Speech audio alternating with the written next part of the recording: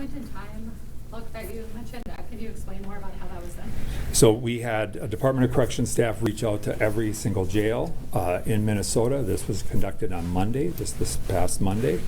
And they reviewed the numbers, and they came up with that number of 94 people that are subject to ICE detainers that are in county custody.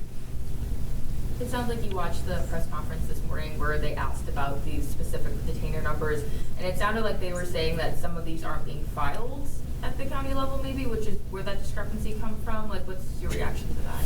So, I think there may be instances where some, counties may not be notifying ICE up front, but the reality is, when they talk about the detainers not being filed, we know that the vast majority of sheriffs across the state do provide notification to ICE.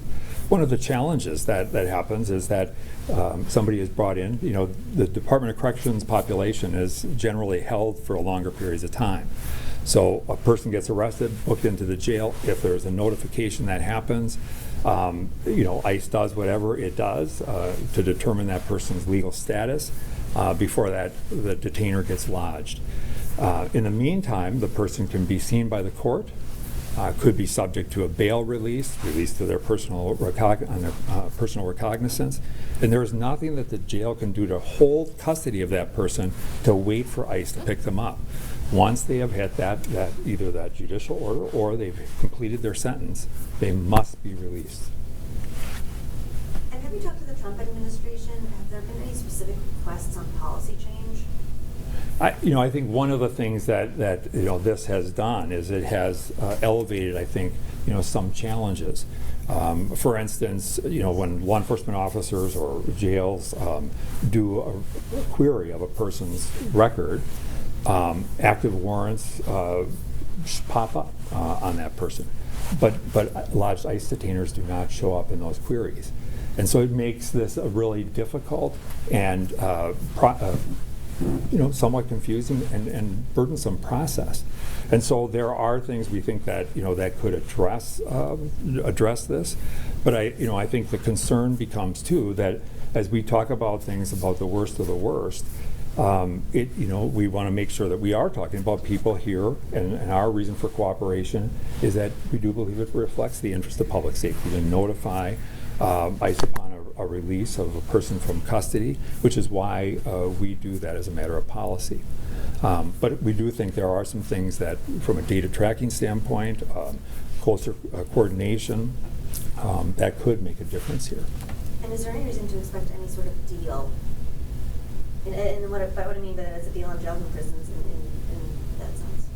Well, I think at the end of the day, we want to make sure that if we can bring the heat down and some of the rhetoric down around what's happening in Minnesota, and demonstrate the truth that there is cooperation around these cases, we think that makes good sense.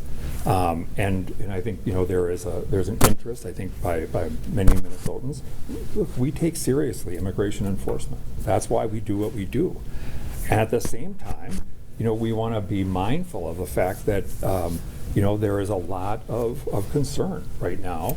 And if we're focusing on these people who are, quote unquote, the worst of the worst, truly violent offenders that are harming the safety of our communities, then let's focus on that. And we stand ready to work with them to address that. But know also that some of the people on the list were people that we had turned over to ICE, that ICE had processed, and they were released back into the community and are now under a level of correctional supervision by one of the counties or the state across the state. So DHS seems to be implying that the Minnesota criminal justice system isn't working, and that the worst of the worst are just loose in communities, and law enforcement's unaware of their location until Operation Metro Surge. So I guess you spoke to this just a minute ago, but I wonder if you could elaborate on that, because that's the picture being painted by the federal government right now. Yeah, and I think that's an utterly unfair and untrue characterization. The issues that exist around this detainer issue is not unique to Minnesota. I think it's playing out here. But the coordination around this, it comes up all over the country, and has to do in part with some of the challenges we face. And frankly, we don't, as a country, have a well-defined immigration policy that I think also makes this further challenging. And something that has long been discussed at the congressional level, and something that I think would really help. But at the same time, I think the information that is being put out certainly does not reflect the reality. That people who have been issued a court-ordered sentence in our state serve out their time in custody, and when they release from custody, they are turned over to ICE if they have a detainer, and if ICE elects to take custody of them, and then they do what they do and either deport or release them back into the community. They're released back into the community. We provide supervision of them up to expiration of the court-imposed sentence. When was the last time you heard from DHS? We haven't. We have reached out. We have made requests through a variety of both direct requests and third-party requests to try and meet and square up these numbers, to talk about things that we think could improve processes. But as of yet, we have not had a response to those inquiries. Why do you think they will reach out to you guys or try to sit down and figure out where these numbers are coming from? So let me also be clear about that, because I think it's a really good question, an important question, and the question really is like, why might they not be reaching out? I think there's a difference in the reality at the operational level in Minnesota. Staff, whether it's from a jail or from the state, there is good collaboration. There's working relationships, and that have long been in place.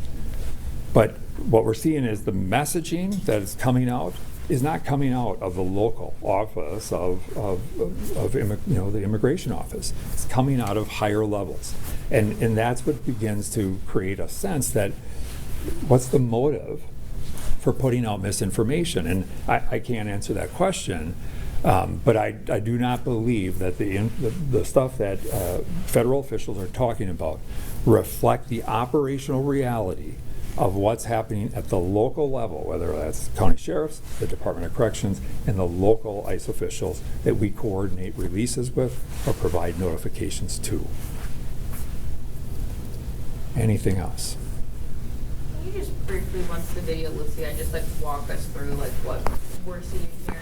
So so the video that you're seeing, all it does is what we felt was important was that as you look here, these are the two individuals that they identified as being caught up in Operation Metro Surge, and yet this is what happens on a day-to-day basis. Just today, at one of our facilities, there is a planned release that will be just like this. The ICE official comes in to the Sally Port. This is all within the secure perimeter of the facility. The two people that are subject to the ICE detainers are escorted out by ICE officials and by our DOC staff. They're secured and they are taken to wherever ICE takes them. And yet, a day later, they show up as being caught up in the Operation Metro Surge release, and it's just not a characterization that ICE had to go out into the community and nab these people, that in fact there was a coordinated transfer of custody. How does it make you feel that you have to kind of show this to prove this is what happened? Well, I think this is the troubling part, and I want to make sure that we want to have a good relationship with federal and state and local partners, and that's in the best interest of Minnesota to do that. And I think it's troubling that we feel like we have to correct the record and show the evidence, because on a repeated basis, just today, they may have acknowledged that the Department of Corrections does coordinate, but then said it's just the absolute policy of Minnesota Sheriff not to cooperate, and that is not true.